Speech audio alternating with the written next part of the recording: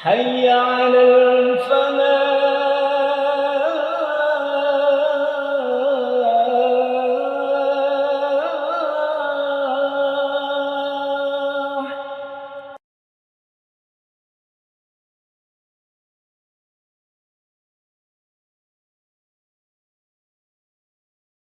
Assalamualaikum warahmatullahi wabarakatuh. Alhamdulillah. Alhamdulillahilladzi arsala rasulahu bil huda wa dinil haq liyudhhirahu ala dini kullih wa kafa billahi syahida. Asyhadu an la ilaha illallah wahdahu la syarika lah wa asyhadu anna Muhammadan abduhu wa rasuluh. Allahumma salli wa sallim wa barik ala nabiyyina wa habibina wa qudwatina wa qurrati a'yunina Muhammadin wa ala alihi wa ashabihi wa man tabi'ahum bi ihsanin ila yaumiddin. Wa ba'd. Ma'asyiral muslimin rahimani wa rahimakumullah, ikhwani wa akhwati fillah, Bapak, Ibu, saudara-saudari sekalian, alhamdulillah dalam kesempatan yang mulia ini kita akan membahas salah satu dari 4 orang pertama yang pertama-tama kali masuk Islam. Ya, memang katanya ada urut-urutan. Yang paling atas tuh yang nomor 1, 2, 3, 4. Jadi kalau kita mau bahas Zaid hari ini, itu orang yang ketiga masuk Islam. Penafsiran yang lain, ya, sebenarnya mereka ini walaupun urut-urutannya 1 sampai 4 sebenarnya tetap nomor 1. Karena dari sisi wanita yang masuk Islam pertama kali itu adalah Ibunda Khadijah, dari sisi anak-anak adalah Ali, dari sisi lelaki dewasa adalah Abu Bakar, dari sisi budak hamba sahaya itu adalah Zaid. Jadi tetap aja mereka nomor 1 kan, gitu ya. Kan nggak enak diduakan soalnya ya. Apalagi ditigakan, diempatkan. Jadi harus di nomor 1 kan. Oke. Ini kalau saya nggak salah ingat ya, semuanya udah pernah kita bahas kecuali Zaid. Nah, ini Zaid perlu kita bahas, ya. Saya sih berdasarkan kisi-kisi dan permintaan gitu, ya. Artinya entah kok teman-teman panitia Madani dipasin sehingga semuanya kena, gitu ya. Alhamdulillah. Baik. Zaid bin Harithah. Oke. Siapa dia, awal mulanya bagaimana, ini yang akan coba kita bahas, ya. Jadi memang beliau ini spesial. Yang pasti spesial dong. Tapi kalau spesial tuh belum tentu pakai telur. Itu kan nasi goreng ya. Jadi spesial. Karena satu-satunya sahabat yang diangkat sebagai mutabannah, ya, yaitu anak angkat. Rasulullah nggak pernah ngangkat anak angkat yang lain selain Zaid. Jadi hanya Zaid aja yang jadi anak angkatnya. Ya, yang lainnya anak kandung, gitu. Ya. Anak angkat cuma Zaid. Ya. Terus istimewanya lagi, semua para sahabat Nabi itu nggak ada yang disebutkan namanya secara khusus. Nanti ini ada alasannya juga.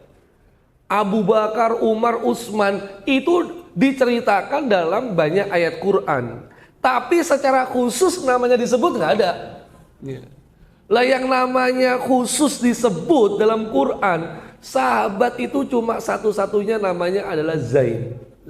Ya, tentu istimewa dong, gitu. Ya, namanya disebut dalam Al-Quran. Tapi tidak semua nama yang disebut dalam Al-Quran berarti istimewa, gitu. Ya, kayak Fir'aun itu kan nggak istimewa.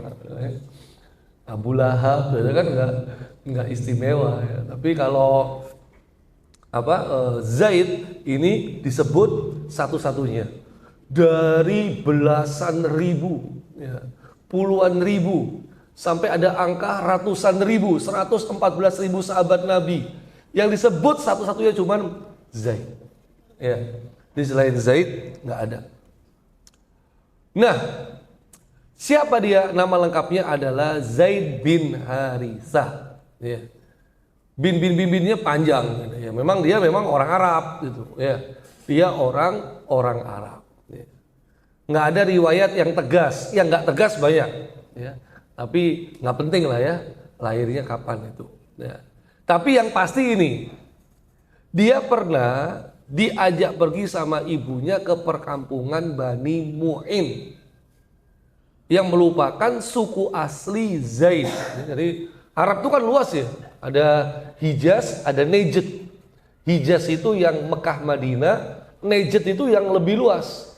Jadi ibu kota Arab Saudi itu di Riau. Ya. Itu di Najd, bukan di Hijaz. Jadi kota suci kita itu yang di Hijaz. Ya. Konser-konser yang mendatangkan artis-artis itu bukan di Hijaz, tapi di Najd, terutama di Riyadh, gitu ya. Jadi memang kota suci itu ya Mekah Madinah, ya. Sedangkan kota-kota yang lain belum tentu suci kan begitu, ya kan. Nah, cuman yang mengawal Mekah Madinah ini adalah kerajaan Arab Saudi. Nah, gitu. Ya, supaya nggak selalunya tentang Arab pasti oke, benar, itu enggak juga ya. Karena Arab tuh besar sampai Bahrain, Kuwait, Uni Emirat Arab, Qatar, ya itu semua Arab itu. Ya, semua Arab. Ya. Semuanya Arab, ya. Bahkan Jordania itu udah jadi Arab, ya. Padahal dulu masuk wilayah Syam. Suriah udah jadi Arab dulu, ya. Palestina itu masuk wilayah Syam karena memang persebaran orang Arab itu kemana-mana, ya, luas. Jadi Arab itu luas. Jadi kalau misalnya Zaid ini suku aslinya di perkampungan Bani Mu'in, ya, karena memang luasnya Arab. Cuma yang unik, semua suku-suku Arab itu dipersatukan oleh Rasulullah SAW dalam bendera atau kekuasaan pemerintahan Islam. Nah, gitu ya. Ini uniknya nih, suku-suku itu bertempur, bertengkar, tapi semuanya mau bersatu dengan Islam. Sama kayak Indonesia lah.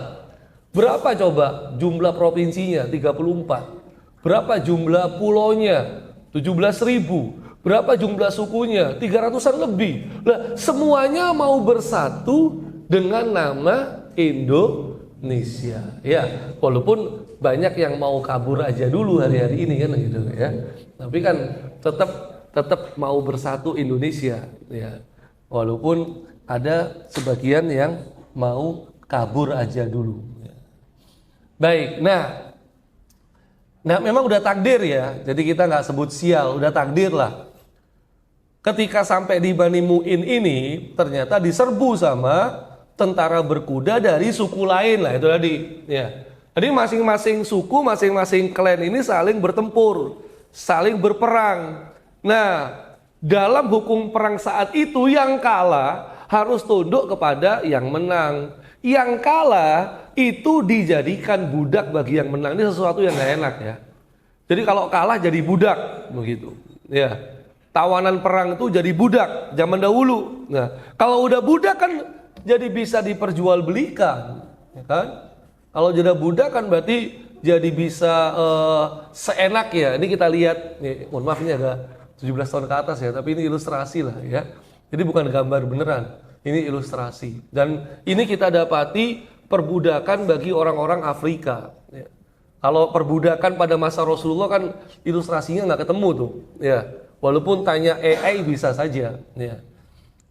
Nah, coba perbudakan itu kan kalau yang kita pahami itu manusia itu dianggap separuh manusia, separuh hewan, kan begitu ya. Jadi dianggap hewan, dianggap barang begitulah. Nah, yang memiliki budak atau tuannya budak itu, dia punya kuasa penuh. Untuk apa? Untuk apa saja. Ya.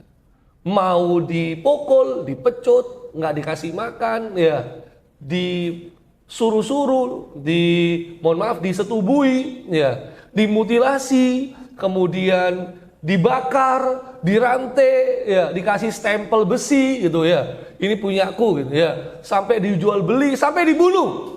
Itu terserah tuannya. Ya. Dan perbudakan masa itu adalah legal. Ini perlu kita ingat ya, legal. Boleh. Gitu. Jadi perbudakan tuh ya seremnya kayak begitu. Ya. Nah, setelah Zaid jadi budak, akhirnya jadi tawanan dijual jadi budak. Nah, kok ya kebenaran saudaranya, keponakannya Khadijah, namanya Hakim, itu beli Zaid, kemudian dihadiahkan untuk bibinya. Jadi biasa itu ya. Jadi bukan belikan barang, belikan budak. Ya. Budak itu separuh manusia, separuh hewan. Jadi dianggap barang. Ya. Kasian banget ya. Tapi itulah kenyataan ya, yang harus kita terima. Cuman yang jadi persoalan, ayat-ayat tentang budak itu dihapus apa enggak dalam Al-Quran? Masih banyak kan? Masih banyak. Jadi ada kemungkinan ya, perbudakan tuh akan ada lagi di masa depan. Ya. Kemungkinan, ya. Walaupun mudah-mudahan enggak, ya, mudah-mudahan enggak. Baik. Nah, dihadiahkan kepada Ibunda Khadijah. Saat itu Ibunda Khadijah sudah menikah dengan Rasulullah SAW, tapi belum diangkat jadi Rasul. Ya. Karena kan beliau diangkat jadi Rasul itu umur 40. Menikah sama Ibunda Khadijah umur 25. Berarti 15 tahun awal itu belum jadi Rasul. Nah, saat Nabi melihat Zaid, beliau meminta agar Ibunda Khadijah menghadiahkannya kepada beliau. Jadi begitu. Jadi memang karena kepemilikannya. Jadi budak itu kepemilikan. Walaupun suami istri, ini tetap milikku. Nah, ya. Jadi harta bersama itu memang agak rumit konsepnya dalam Islam. Ya. Yang ada itu harta istri milik istri, harta suami milik milik istri. Ya, itu memang agak repot itu, ya kan. Nah, ya, maka di sini kemudian ya artagologi inilah itu repot itu ya. Makanya disepakati mana yang punyaku, mana yang tak hadiahkan kepadamu gitu ya. Mana yang milik kita bersama itu harus jelas gitu ya. Supaya nanti nggak bingung gitu ya. Nah, tapi ya kalau suami yang sayang sama istri biasanya dia beli apapun diatasnamakan istrinya. Ya. Begitu istrinya kabur nelongso dia gitu ya. Ya, nggak punya apa-apa, ya. Atau sebaliknya, dia jaga-jaga semua atas nama dirinya, ya. Jadi begitu dia ceraikan istrinya nggak dapat apa-apa, gitu ya. Itu emang agak repot lah, rumit. Baik, kembali ke sini. Minta supaya Ibunda Khadijah menghadiahkan Zaid kepada beliau, kepada Rasulullah SAW. Ya udah dikasih, ya kan? Akhirnya dikasih Zaid itu kepada beliau. Lantas dimerdekakan, ya. Dimerdekakan, diangkat sebagai anak. Nah, jadi memang ada ketertarikan ketika Rasulullah melihat Zaid itu, beliau ada ketertarikan, gitu, ya. Ada sesuatu yang unik. Nah, memang pandangan-pandangan ini kayaknya pandangan-pandangan Nabi lah, ya. Kalau pandangan manusia biasa kayaknya nggak bisa, gitu, ya. Jadi pandangan Nabi ini anak kayaknya bakalan jadi orang besar. Ya kan? Nah itu tak merdekakan saja. Ini pandangan Nabi ya. Kalau pandangan kita itu nggak jelas tuh, ya. Itu ya. Ini kayaknya anak gak cocok jadi wapres. Jadi wapres beneran kan begitu ya kan? Nah itu misal ya, contoh aja. Gitu ya. Nah baik. Kalau kita lihat sistem perbudakan itu telah berlaku jauh sebelum Islam datang. Ya. Maka kita perlu ingat, setelah Islam hadir secara bertahap, sistem yang merendahkan derajat manusia itu sampai level terendah dihapuskan. Ya. Tapi penghapusannya nggak langsung, karena bukan hanya Arab ya, dunia saat itu perbudakan tuh dikenal sesuatu yang legal. Bayangkan, dan itu harta loh, itu kan kepemilikan. Masa tiba-tiba kita datang, nggak boleh itu budak, bebaskan, merdekakan mereka semua. Oh, nggak mungkin, itu sesuatu yang amat berat. Apalagi kalau awal-awal Islam datang, nggak bisa. Maka dalam memecahkan persoalan yang terkait perbudakan ini, Islam menggunakan metode yang tidak revolusioner, tetapi secara bertahap.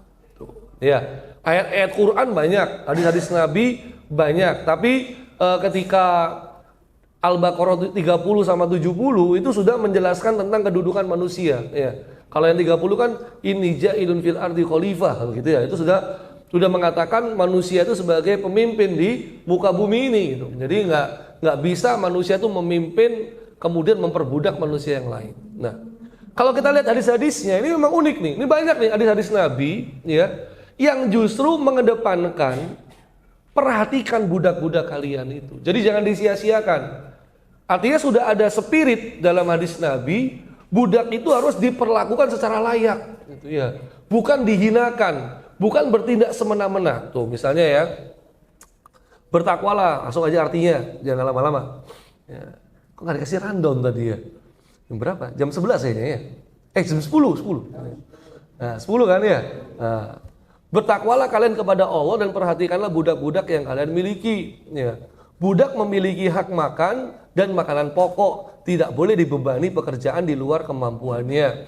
Janganlah salah seorang di antara kalian mengatakan, hai hamba laki-lakiku, hai budakku, maksudnya bukan, ya. Tetapi katakanlah pemudaku dan pemudiku. Jadi sebenarnya ini sudah arahan dari Rasul bahwa budak itu nggak bisa diperlakukan secara serampangan sebagaimana di luar Islam, nggak bisa. Jadi budak itu tetap harus diperlakukan sebagai manusia, tapi statusnya budak. Ya. Makanya kalau dibandingkan bangsa lain, budak dilecehkan, dihinakan, nggak ada harganya. Islam, budak itu diangkat derajatnya, bahkan diperlakukan selayaknya saudara. Jadi hadis ini itu membantah mereka yang mengatakan Islam melegalkan perbudakan, Islam membolehkan perbudakan, Islam agama yang ternyata tidak memanusiakan manusia. Hadis ini membantah itu semua, ya kan? Coba kata Rasulullah SAW, inna akhwanakum, sesungguhnya budak itu adalah inna ikhwanakum, saudara-saudara kalian, ya. Dan pembantu-pembantu kalian. Cuma Allah jadikan di bawah kekuasaan kalian. Nah, ini yang unik ini. Ini yang unik. Ya. Kalau kita punya budak, kata Nabi yang mulia SAW, ya, falyut imhu mimma yakul. Hendaklah memberikan makan saudaranya seperti yang ia makan. Loh, pakaian seperti yang ia pakai. Ini kan aneh ini. Loh, budak kok, budak itu diapa-apain bebas. Ya. Kok kita kasih makan sebagaimana kita makan? Ini nggak mungkin. Ya. Bahkan sekarang saja, ya, bukan budak sih, tapi asga. Apa asga itu? Asisten rumah tangga, ya. Itu aja kan mau makan selevel dengan majikannya kan nggak mungkin, sungkan, ya kan? Pasti makanannya berbeda dong, nggak mungkin sama dengan majikannya. Tapi Rasulullah SAW itu sejak 14 abad yang lalu, beliau sudah mengedepankan perlakukan budak sebagaimana, kasih makan mereka sebagaimana kalian makan. Pakaian sebagaimana kalian pakai. Nah ini kalau nggak memuliakan manusia nggak mungkin. Ini pasti sesuatu yang sangat luar biasa. Bagaimana petunjuk Islam, kehadiran Islam itu justru untuk membebaskan budak. Ya. Jangan kamu membebani mereka dengan pekerjaan yang berat. Jika kamu membebani mereka dengan pekerjaan yang berat, hendaklah kamu membantu mereka. Lu kok aneh? Ini kan suka-suka tuannya toh. Ya, mau diapain saja, nyebur sumur, itu terserah tuannya itu. Ya kan? Dan itu legal. Disiksa, dimutilasi, dipecut, dirantai, dibakar. Zaman dulu itu legal. Tapi Islam datang justru memuliakan. Nah, Ya, apalagi Rasulullah SAW bukan sekedar membebaskan budak, mantan budak dianggap anaknya. Wah, ini kan, apa? Ini kan jelas unik ya, unik. Masa budak dijadiin anak kan gitu? Ya, unik ini, ya unik. Tapi nanti kita melihat, bahkan budak itu juga dijadikan istri, gitu. Ya. Jadi ada yang dijadikan istri, ada yang dijadikan anak. Ya, masa-masa kelam perbudakan. Nah ini kita lihat dalil-dalil yang mengarahkan justru untuk membebaskan budak. Nah, surat Al-Balad 11-13. Falaqata hamal aqobah wa ma adraka mal aqobah fakku raqobah. Nah, ini dia. Ini lepaskan budak dari perbudakan, fakku raqobah. Ya. Ini memang Allah dan Rasulnya itu sudah, ajaran Islam sudah mengarahkan untuk melepaskan perbudakan. Coba kita lihat, barang siapa membebaskan budak yang muslim, niscaya Allah akan membebaskan setiap anggota badannya dengan sebab anggota badan budak tersebut, sehingga kemaluan dengan kemaluannya. Siapa saja seorang muslim yang membebaskan seorang budak yang muslim, maka perbuatannya itu akan menjadi pembebas dirinya dari api neraka. Loh, berarti kan ada spirit, bebaskan budak, maka kita terbebas dari api neraka. Cuma Islam yang begini. Nggak ada ajaran Islam yang kemudian melarang, justru menganjurkan untuk pembebasan budak. Nah, jadi ini sekaligus sebagai pengingat kita, perbudakan dalam Islam itu ada. Ya, cuma sekarang fenomena itu tidak ada.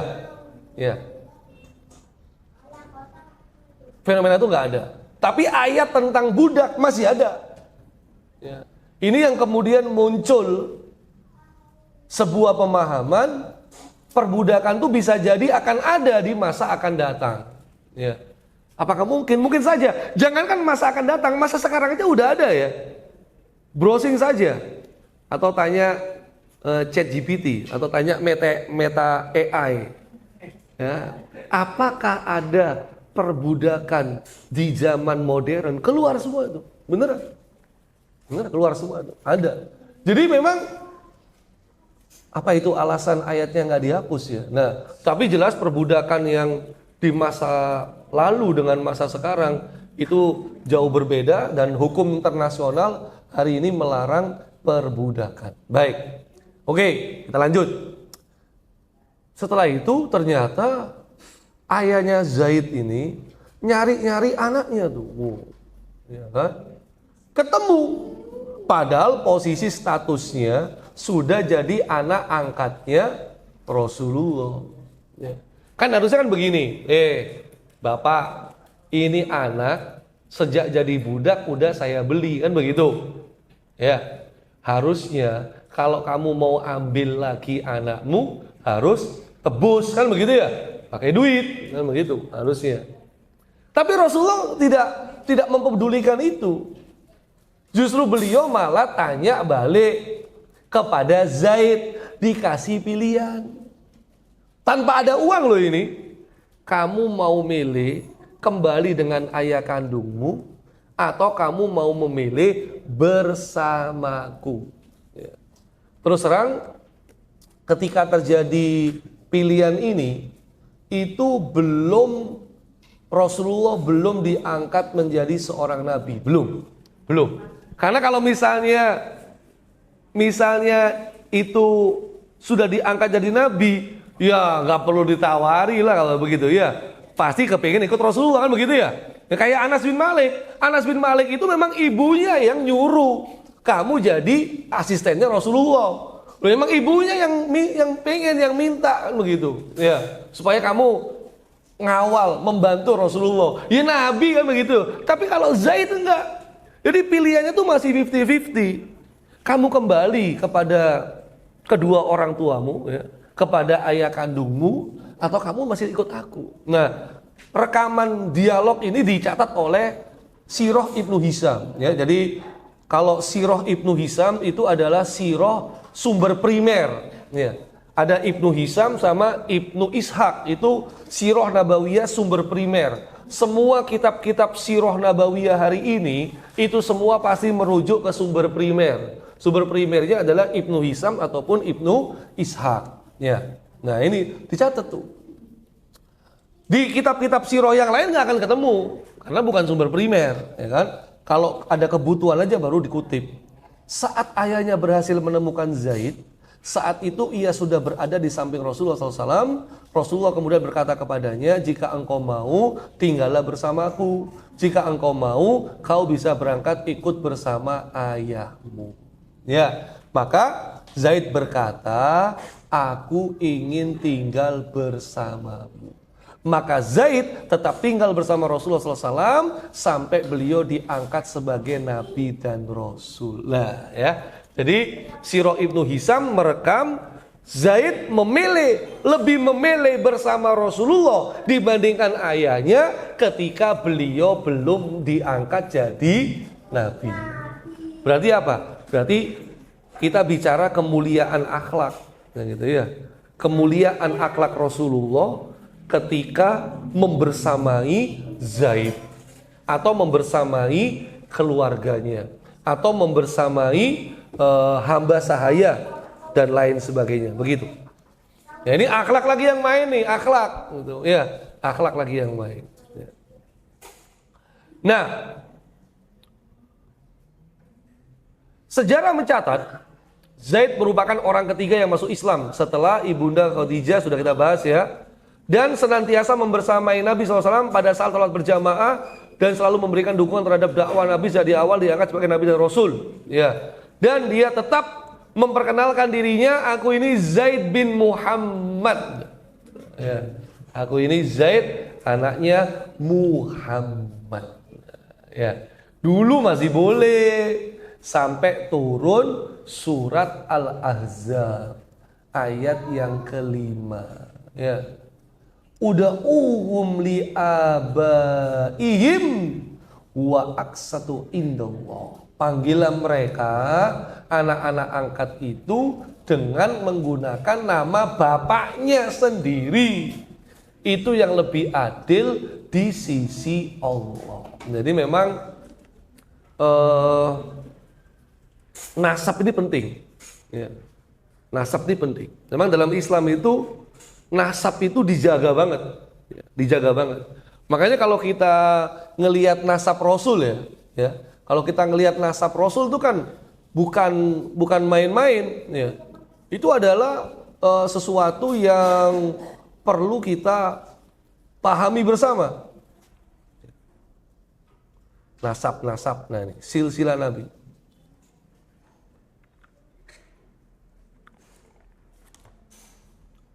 Nasab itu penting. Ya. Bawa. Jadi kalau kita ngelihat ya, Rasulullah SAW itu kan beliau ini Muhammad bin Abdillah bin Abdul Muttalib, ya, bin Hasim bin Abdul Manaf bin Qusay bin Kilab bin Murrah bin Ka'ab bin Lu'ay bin Ghalib bin Fihr. Fihr ini nama lainnya Quraisy ya. Bin Malik bin Nador bin Kinana bin Kuzaimah bin Mutrika bin Ilyas bin Mudor bin Nizar bin Ma'ad bin Adnan, ya. Kalau Ustadz Adi Hidayat tuh hafal semuanya ya. Kalau saya bisa ngucapin, baca soalnya. Nah, nanti dari Adnan ke Ismail ada 40 generasi yang khilaf. Makanya nggak disebutkan lagi karena khilaf. Imam Malik juga mengatakan nasab Adnan ke atas ke Ismail itu makruh kalau disebutkan. Ya. Kalau kita lihat, jadi silsilah Rasulullah SAW, ya, itu jelas. Ya, ini jelas.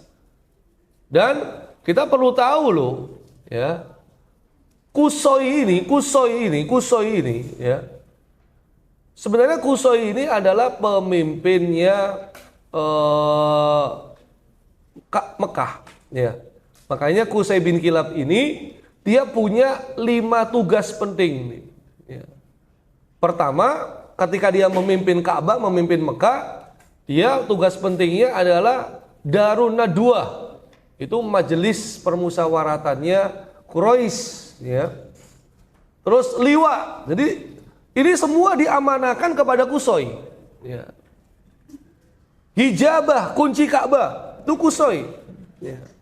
Sikoya, ngasih minum jamaah haji, sama Arlifada itu ngasih makan. Nah, ketika Qusay wafat, otomatis penerusnya adalah Abduddar, Abdul Manaf, yang kemudian itu sampai ke Bani Abdul Muthalib, ya kan? Ya, itu dia, ya. Bani Abdul Muthalib. Jadi, ini jelas, silsilahnya itu jelas. Orang terhormat begitu loh, orang terhormat. Ya. Nasab itu penting banget. Ya. Makanya kan kalau kita ngelihat hadis Nabi SAW, ya, jadi Allah itu memilih Kinanah dari anak Ismail, memilih Quraisy dari Kinanah, memilih Hasim dari Quraisy, dan memilihku dari Bani Hasim. Artinya gini, Kinanah, Ismail itu punya anak banyak, tapi yang terpilih cuma Kinanah, gitu ya. Kinanah itu punya keturunan banyak, tapi yang terpilih cuma Quraisy. Quraisy punya keturunan banyak, ya. Tapi yang terpilih Hasim. Hasim punya keturunan banyak, tapi yang terpilih itu adalah Rasulullah, gitu ya. Jadi, jadi artinya inilah pentingnya nasab tuh. Makanya kan kalau nyari istri itu kan begitu ya. Tunkahul mar'ah li arba. Nikahilah perempuan karena 4 alasan, 4 perkara, ya. Li jamaliha, li maliha, atau li nasabiha, gitu ya. Nah, itu penting tuh. Walaupun tentu yang dipilih adalah li diniha, agamanya. Nah, jadi memang nasab itu bukan sesuatu yang nggak penting. Dalam Islam tuh nasab tuh penting. Makanya kenapa perzinahan dilarang, karena untuk melindungi tentang nasab, ya. Jadi ketika perzinahan itu tanpa terkontrol, itu jelas kita telah merusak nasab. Dan ketika nikah kontrak dari orang-orang Syiah itu dilegalkan juga, kita telah merusak nasab ini, kan begitu. Nah, bahkan ketika bahasanya bukan linasabiha, tapi dalam riwayat yang lain lihasabiha, ya. Kalau nasab itu jalur keturunan, kalau hasab itu adalah jalur prestasi. Maksudnya begini, kita bisa tahu potensi yang ada dalam diri kita melihat prestasi-prestasi besar di orang tua kita atau leluhur kita, kakek, nenek, moyang kita, begitu. Ya. Jadi artinya kalau misalnya leluhur kita itu adalah seorang pedagang, berarti kita punya potensi menjadi pedagang hebat di masa depan, karena jalur nasab, jalur hasabnya jelas, ya. Kalau nenek moyang kita seorang pelaut, ya, berarti kita juga punya potensi sebenarnya untuk jadi seorang pelaut. Nah, ini benar loh. Ini benar loh. Nggak mungkin lah Indonesia negara kepulauan, kan gitu ya. Banyak laut, kok kita semua pada ngumpul di darat, tuh nggak mungkin, ya. Potensi alam, potensi pekerjaan, profesi yang sangat menjanjikan sebelum kita kabur aja dulu, ya, itu adalah di laut sebenarnya. Coba lah. Apa kita kan kurang fokus ke laut kan, ya. Jadi pelaut itu penting sebenarnya, gitu ya. Karena itu ada potensi. Jadi kalau misalnya nasabnya bapaknya presiden, ya, ya gitulah, gitu ya. Pokoknya nggak nabrak-nabrak aturan, gitu ya. Nah, sehingga kemudian sejak turun Al-Ahzab ayat 5, Zaid kemudian dipanggil menjadi Zaid bin Harisah, ya, bukan lagi Zaid bin Muhammad. Nah, ini tadi uniknya di sini, Orang Arab jahiliyah itu selalu nganggap anak angkat itu anak kandung. Nah, jadi anak angkat itu otomatis jadi anak kandung, ya. Mereka punya hak waris dari istri-istri mereka, dianggap sebagai menantu bagi ayah angkat, menjadi haram untuk dinikahi oleh ayah angkat kalaupun mereka bercerai, karena itu anak kandungnya sendiri, gitu loh. Itu tradisi Arab, gitu ya. Hukum jahiliyah Arab tuh begitu. Nah, maka dibatalkan oleh Allah dengan menurunkan ayat 4 surat Al-Ahzab, bahwa hukum yang dibuat oleh manusia itu nggak bisa jadi landasan, karena hukum itu harus yang dibuat oleh Allah. Nah, tuh gitu ya. Ya, afa hukmal jahiliyati ya begun, kan begitu ya. Apakah hukum jahiliyah itu yang mereka lebih kehendaki? Gitu. Nggak bisa. Wa malam yahkum bima anzalallah faulaika humud dolimun faulaika humul fasikun faulaika humul kafirun. Barang siapa yang berhukum dengan hukum selain Allah, dolim, fasik, kafir. Ya. Nanti ada tafsirannya sendiri ya ayat-ayat itu. Ya. Tapi yang pasti jelas hukum Allah itu harus lebih kita utamakan dibandingkan hukum-hukum lainnya. Nah, inilah kemudian ayatnya ya. Ma ja'alallahu lirajulin min qalyaini fi zawjih. Allah sekali-kali tidak menjadikan bagi seseorang dua buah hati dalam rongganya. Wa ma ja'ala azwajakum allati tudahiruna minhunna ummahatikum. Dan dia tidak menjadikan istri-istrimu yang kamu zihar. Nah, ini pembahasan fikih munakahat lagi ya. Zihar, li'an, tala, nah, itu nanti bisa dibahas sendiri dalam kelas fikih ya. Itu sebagai ibumu ya. Dan wa ma ja'ala adaiyakum abnaakum, dan tidak menjadikan anak-anak angkatmu sebagai anak kandungmu sendiri tuh ya. Jadi nggak bisa. Nah, polemiknya terjadi ketika ya Zainab itu Zaid itu nikah sama Zainab. Zainab ini sepupunya Rasul. Jadi anak bibinya Rasulullah. Kan Zaid itu kan nurut sama Nabi kan. Jadi Zaid itu Rasulullah itu menganjurkan Zaid, kamu nikah. Tuh. Sama siapa? Nih, sama Zainab saja. Padahal Zainab keturunan Quraisy. Dari kalangan Bani Abdul Muttalib, ya kan? Kalangan bangsawan terhormat. Sedangkan Zaid kan dari mantan budak, kan begitu ya? Secara itu bahasa kita kafaah, ya. Sekufu. Itu nggak sekufu itu. Ya. Itu nggak bisa, nggak cocok begitu, nggak cocok, ya. Memang kadang-kadang ini nggak wajib ya, tapi salah satu anjuran untuk pernikahan itu adalah kafaah alias kesetaraan begitu ya, supaya nyambung. Kan nggak mungkin dong alumni S3 sama dia pendidikan S3 sama alumni SD doang ya. Ini kan nggak nyambung ya. Walaupun ini nggak wajib ya, tapi ini anjuran ya, supaya harmonisasi dalam pernikahan ya. Walaupun bisa-bisa aja sih orang dia cuman S1 kemudian pasangannya profesor, bisa aja langgeng, bisa aja ya. Tapi kita bicara nilai-nilai yang lebih harmonis atau yang bisa mendatangkan sakinah mawaddah warahmah, kan begitu ya. Kalau kan juga minder kan gitu ya. Bojomu lah profesor sih, iyo. Lah awakmu kok ngene? Ya alhamdulillah rezeki aku. Kan enggak begitu ya. Jadi itu yang bisa jadi keminderan ya. Tapi terus terang ini nggak wajib ya. Namanya jodoh kan siapa tahu kan gitu ya.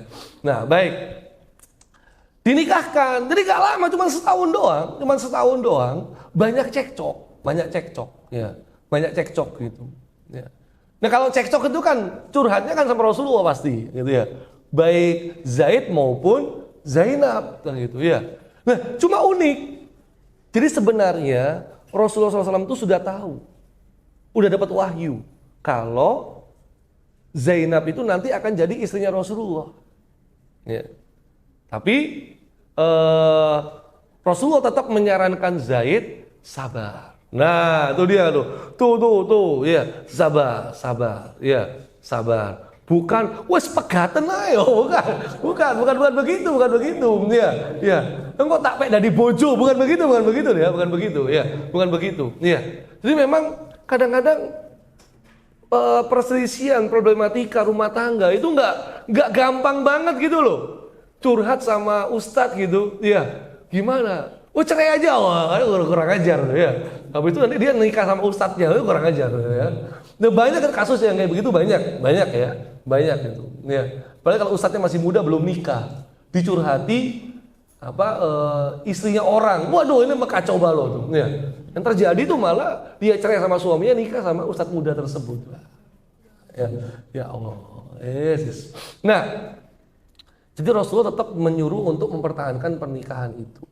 Tapi entah gimana, akhirnya Zaid itu menceraikan Zainab. Nah, Zainab akhirnya nikah sama Rasulullah SAW. Nah, jadilah kasakusukan begitu. Ya, kok bisa? Gitu ya. Bekas mantan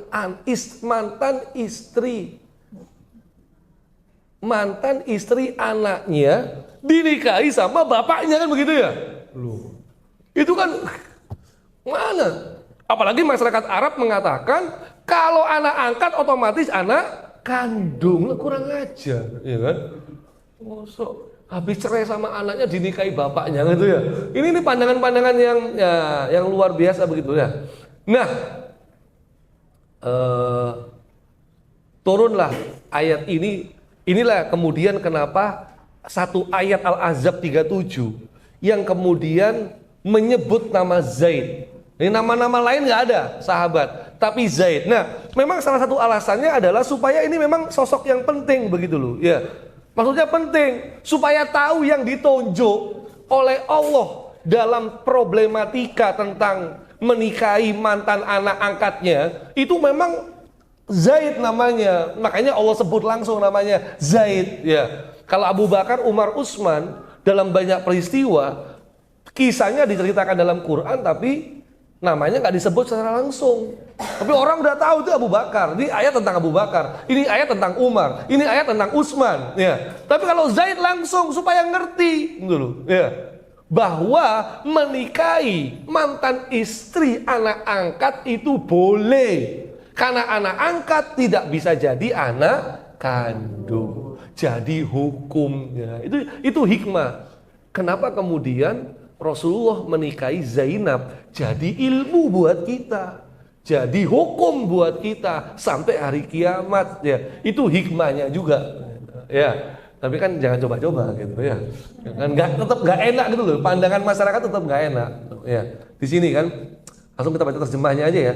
Ingatlah ketika engkau berkata kepada orang yang telah diberi nikmat oleh Allah dan engkau juga telah memberi nikmat kepadanya, pertahankan istrimu dan bertakwalah kepada Allah. Kan begitu ya? Tadi saya katakan. Jadi Zaid curhat tetap disuruh sabar.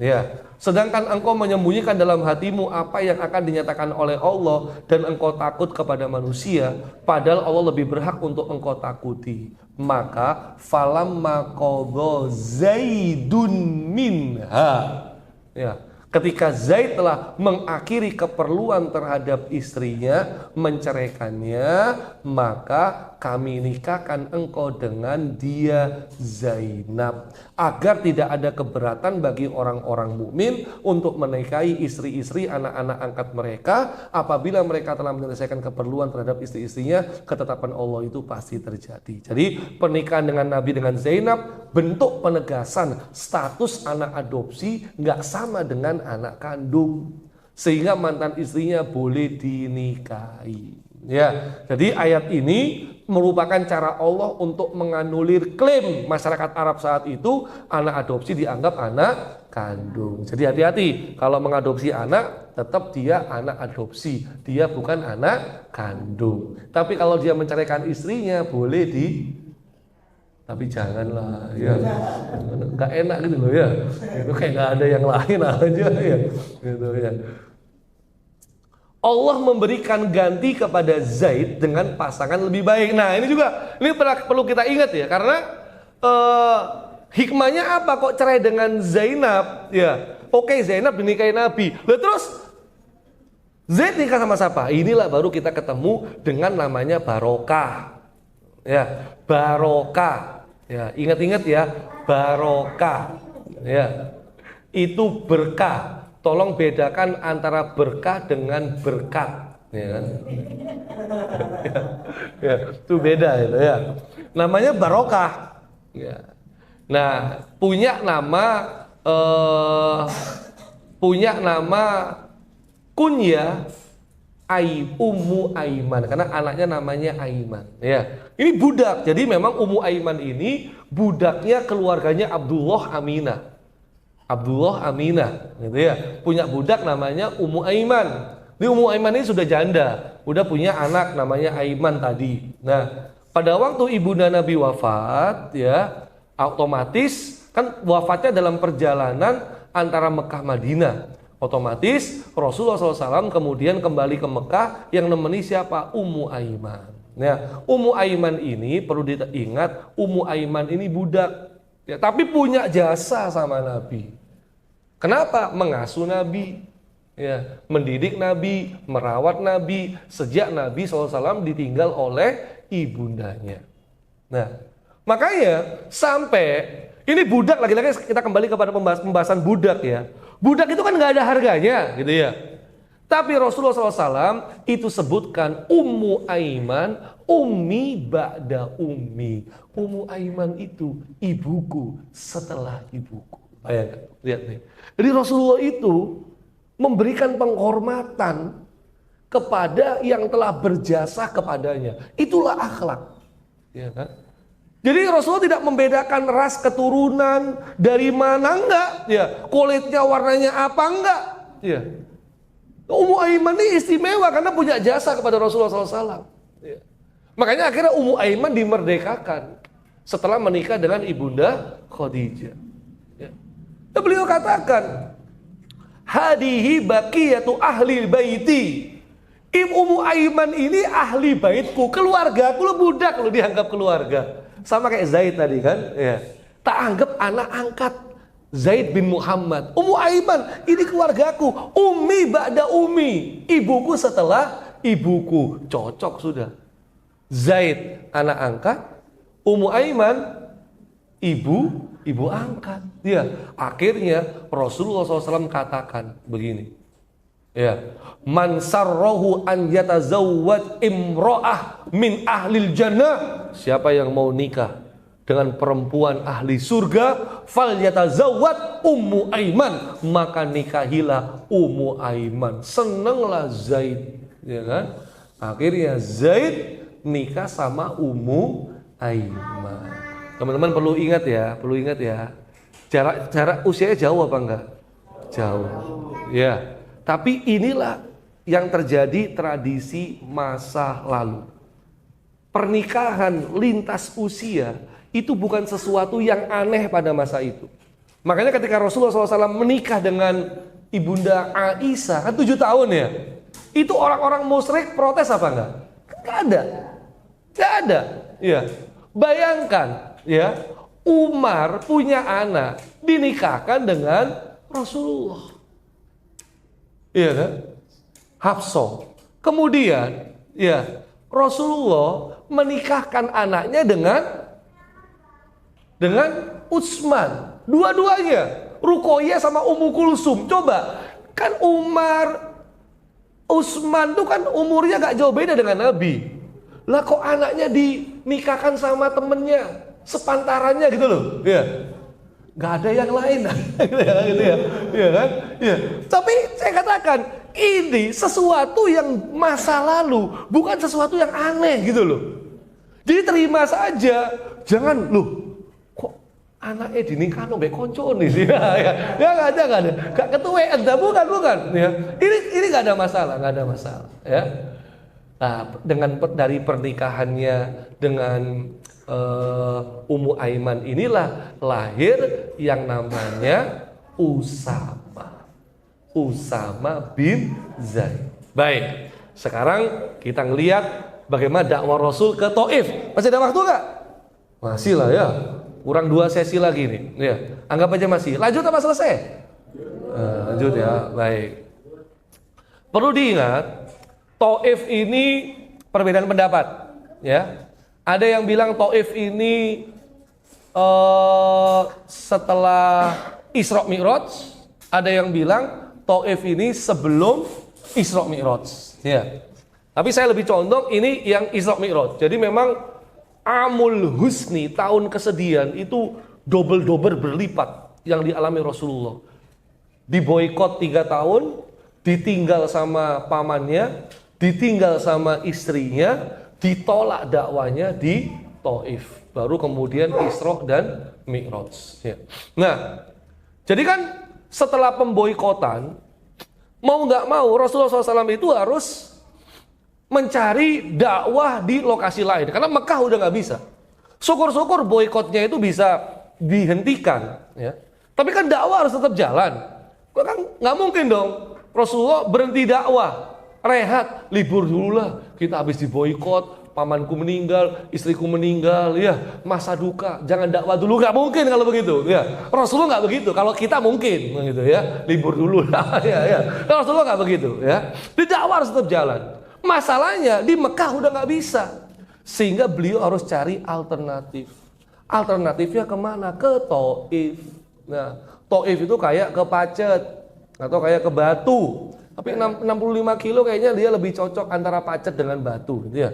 Dari 65 km. Kalau Batu kan 100 km ya. Makanya saya katakan mungkin kayaknya lebih cocok ke Pacet lah. Ya, Terawas begitu ya. Nah, baik. Nah, dan dataran tinggi Taif itu. Dataran tinggi Taif ya. Makanya kan sekarang kalau umroh mesti umroh plus Taif. Ya. Kalau nggak ada plusnya tetap ditawari 500.000 satu orang. Naik elf nanti. Ya, kenapa? Karena wilayah ini jadi wilayah wisata. Hawanya sejuk gitu, ya. Dan orang-orang Arab kaya itu kalau musim panas mesti larinya ke Taif.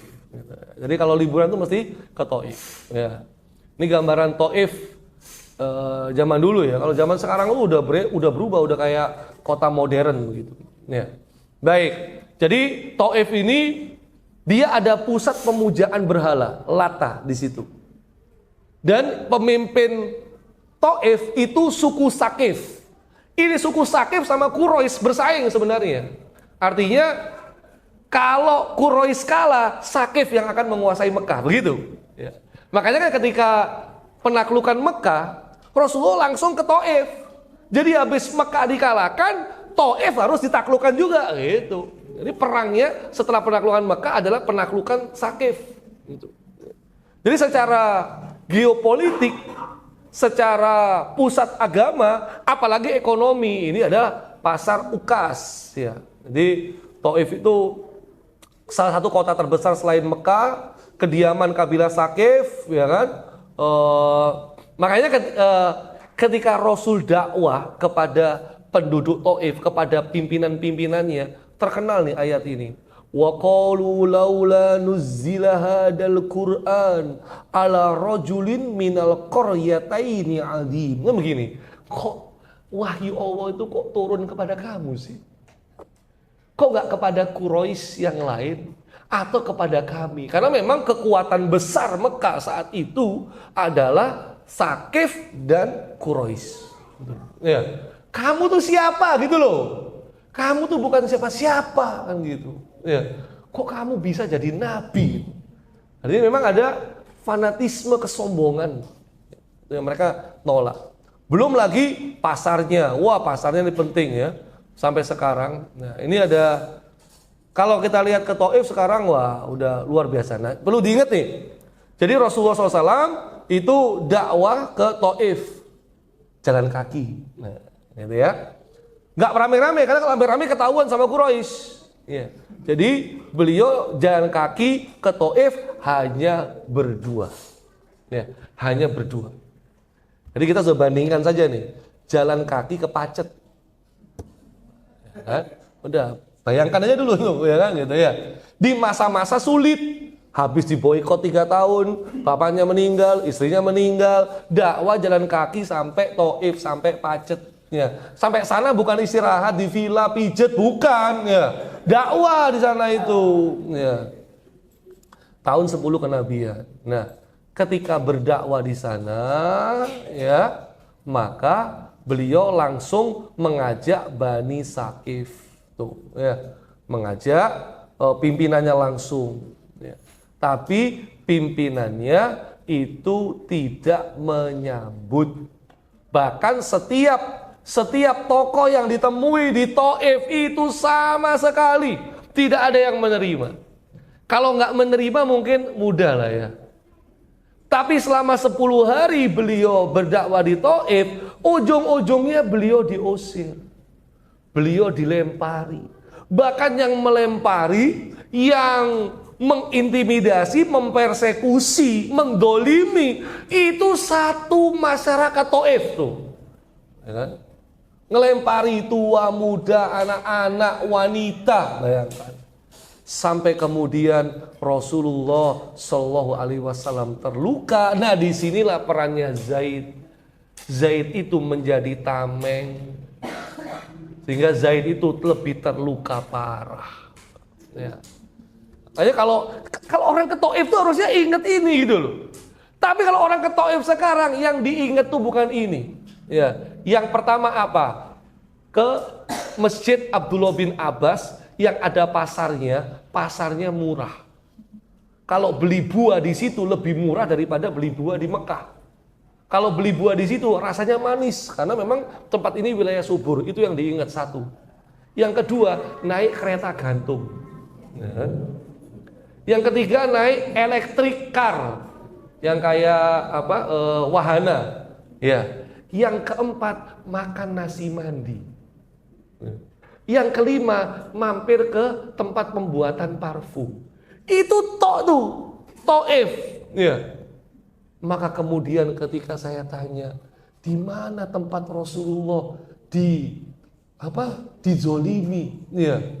Wah, kami udah kita lewati. Berhenti, saya minta berhenti. Ya. Akhirnya berhenti, kita kemudian bisa mampir ke masjidnya Adas. Ya. Karena ya inilah pemerintah Arab Saudi itu tidak suka hal-hal yang bersejarah itu mereka jadikan untuk kunjungan jamaah. Apalagi jamaah Indonesia ya, lebaynya itu kan terlalu kan begitu ya. Nah, ditutupi. Ini kita nggak bisa ngelihat ini, nggak bisa ngelihat. Ditutupi semua ini, nggak bisa. Ya. Padahal ada. Ya. Emang ini tempat bersejarah. Kenapa? Ketika beliau bersama Zaid bin Harisa itu kemudian ditolak, ya, itu akhirnya mampir ke kebunnya Robi'ah yang ada Adas. Nah, Adas itu budak, ya, disuruh ngasih makan Rasulullah SAW, ya kan? Yang lagi berlindung tadi berdarah-darah itu. Maka ketika Adas berkata makanlah, Rasulullah ngambil tangannya di piring tersebut sambil mengucapkan Bismillah. Gitu, ya. Ida akala ahadukum falyakul Bismillah. Ya. Bismillah. Nah, Adas bingung. Gitu. Ya.